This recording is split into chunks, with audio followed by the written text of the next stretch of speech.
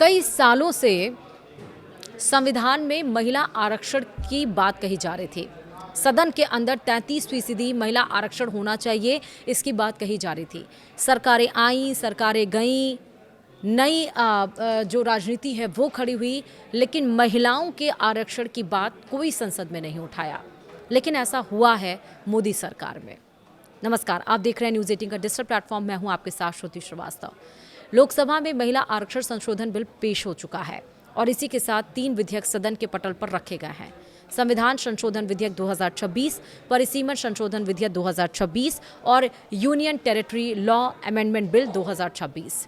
केंद्रीय मंत्री अर्जुन राम मेघवाल ने तीनों बिल को सदन के पटल पर रखा तो विपक्ष ने विरोध किया।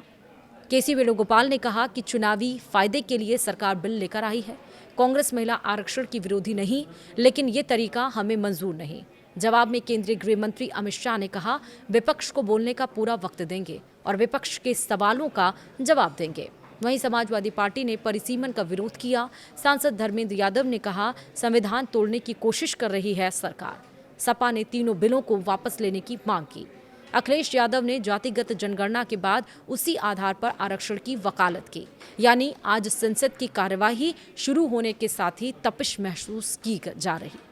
सत्ता पक्ष और विपक्ष पूरी तैयारी के साथ आए और इन विधेयकों पर चर्चा के लिए लोकसभा में 18 घंटे और राज्यसभा में 10 घंटे का वक्त निर्धारित किया गया। संविधान संशोधन बिल को पास कराने के लिए 2/3 बहुमत की जरूरत होगी और यहीं पर पेंच फंस जाता है। तो चलिए जानते हैं कि महिला आरक्षण संशोधन विधेयक की राह में क्या क्या चुनौतियां हैं और सरकार कैसे उससे पार पा सकती है। क्या विधेयक पास होगा या फिर गिर जाएगा? अगर पास नहीं होता है तो क्या महिलाओं को आरक्षण का मुद्दा ठंडे बस्ते में चला जाएगा? 2023 में महिला आरक्षण विधेयक, जिसे सरकार ने नारी शक्ति बंधन अधिनियम का नाम दिया, पास हो गया था। तो फिर संशोधन लाने की जरूरत क्यों पड़ी? विपक्ष को ऐतराज क्यों है और विपक्ष की ताकत क्या है? तो चलिए विस्तार से जानते हैं। दरअसल साल 2023 में महिला आरक्षण विधेयक पास हुआ, लेकिन तब जनगणना के बाद नए परिसीमन का काम पूरा होने की शर्त रखी गई थी। जनगणना की शुरुआत हो गई है, लेकिन इस काम को पूरा करने में लंबा वक्त लगेगा। अनुमान के मुताबिक इसी तरह से सेंसस चला तो पूरी प्रक्रिया 2034 से पहले पूरी नहीं होगी। ऐसे में महिला आरक्षण बिल लाने का क्रेडिट जो मौजूदा सरकार के पास है, उसका असर कम हो सकता है। केंद्र सरकार ने आज यानी कि 16 अप्रैल 2026 संसद के विशेष सत्र में संविधान 131वां संशोधन विधेयक 2026 और परिसीमन यानी कि डिलिमिटेशन विधेयक 2026 पेश कर दिया है।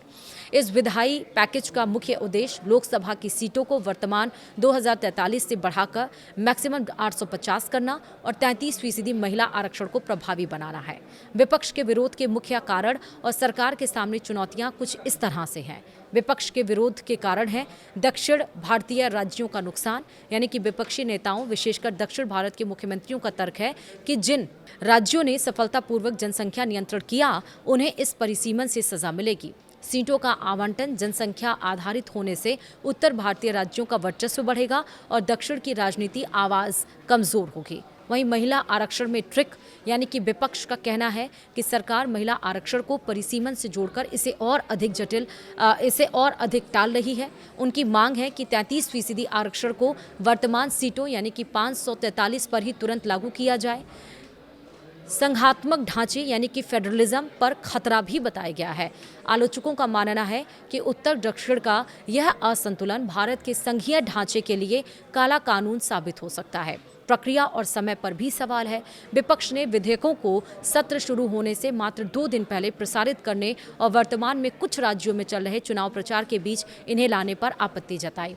तो अब जानते हैं कि सरकार के सामने चुनौतियां क्या हैं। सरकार के लिए इन विधेयकों को पारित कराना और लागू करना एक कठिन राह है। 2/3 बहुमत की आवश्यकता है। संविधान संशोधन विधेयक को पारित कराने के लिए संसद के दोनों सदनों में विशेष बहुमत 2/3 की आवश्यकता होगी, जिसके लिए विपक्ष का सहयोग या कड़ा समर्थन जुटाना अनिवार्य होगा। वहीं राज्यों की सहमति। विशेषज्ञों के अनुसार ऐसे बड़े बदलावों के लिए देश के कम से कम आधे राज्यों की विधानसभाओं से भी मंजूरी की आवश्यकता पड़ सकती है, जो मौजूदा राजनीतिक माहौल में चुनौतीपूर्ण है।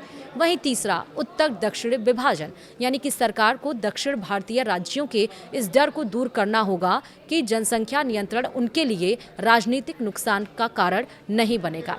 चौथा है कानूनी चुनौतियां। विपक्ष ने पहले ही संकेत दे दिए हैं कि वे इन विधेयकों की संवैधानिकता को सुप्रीम कोर्ट में चुनौती दे सकते हैं।